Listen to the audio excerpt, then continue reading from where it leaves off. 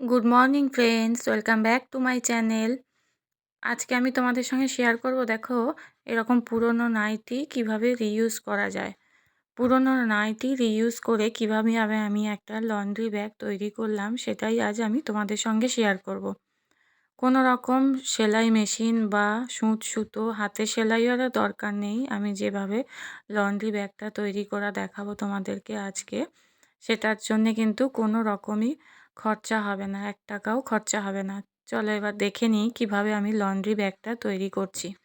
এই যে দেখো, এরকম একটা কার্ডবোর্ড বক্স নিয়ে নিয়েছি। দেখো, দেখতে পাচ্ছ প্রত্যেকের বাড়িতে কিন্তু এরকম ধরনের বক্স আমাদের থাকে। ভেতরে দেখো একটু একটু ফাঁকা ছিল জায়গাটা, সেখানে আমি মাস্কিং টেপ দিয়ে এইভাবে জুড়ে দিয়েছি। দেখো, যাতে আরও বেশি শক্ত বা মজবুত হয়ে যায় এই কার্ডবোর্ড বক্সটা। এবার চলো দেখাই কি করতে হবে।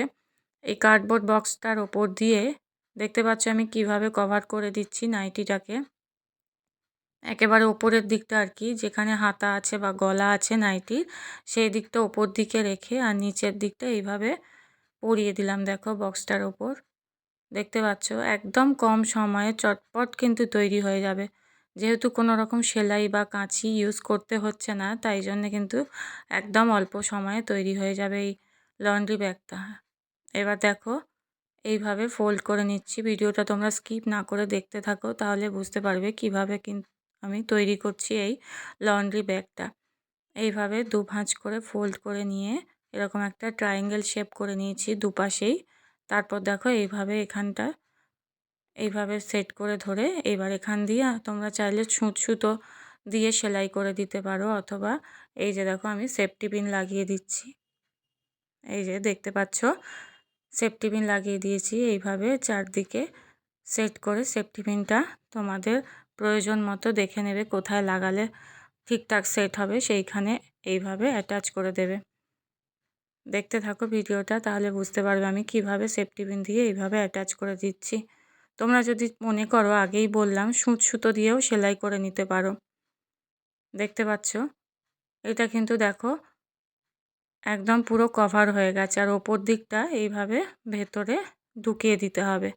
এবার যখন নোংরা হয়ে যাবে বা ওয়াশ করার দরকার হবে, তখন সেফটি পিনটা খুলে তোমরা ওয়াশ করে নিতে পারো। এই যে দেখো আমার কিন্তু চটপট কেমন তৈরি হয়ে গেল অর্গানাইজারটা। লন্ড্রি ব্যাগটা কিন্তু আমার তৈরি হয়ে গেল। দেখতে পেলে কত কম সময়ে কিন্তু তৈরি হয়ে গেল। তোমরা যদি চাও, ওপরের যে হাতা বা গলার দিকটা আমি ভেতরে ঢুকিয়ে দিয়েছি, এটা একটুখানি কেটে ছোট করে নিতে পারো। দেখতে পাচ্ছ আমার কিন্তু একদম তৈরি হয়ে গেছে। এর মধ্যে তোমরা অনেক সময় আয়রন করার আগে আর কি, কাপড় কাচার পর যে আয়রন করার আগে আমরা এখানে সেখানে কাপড় চোপড়গুলো ফেলে রাখি, সেখানে না রেখে তোমরা কিন্তু এর মধ্যে স্টোর করে রেখে দিতে পারো। তারপরে তোমাদের নিজেদের সময় মতো আবার আয়রন করে আলমারিতে ঢুকিয়ে দিতে পারো। দেখতে পাচ্ছ কত বড় একটা লন্ড্রি ব্যাগ তৈরি হয়ে গেছে। তোমরা যদি মনে করো এর থেকেও বড় সাইজের লন্ড্রি ব্যাগ তৈরি করবে, তাহলে কিন্তু আরও বড় সাইজের এরকম ধরনের বক্স নেবে, তাহলে কিন্তু সহজেই কিন্তু 1 টাকাও খরচা হবে না তোমাদের। এইভাবে লন্ড্রি ব্যাগ তৈরি হয়ে যাবে। দেখতে পাচ্ছ কত সুন্দর একটা কিন্তু বক্স তৈরি হয়ে গেছে। আমার এই বক্সটা কিন্তু অনেকটাই বড়। দেখতে পাচ্ছ ভেতরটা অনেক জায়গা আছে, অনেক জামা কাপড়ের মধ্যে ধরে যাবে।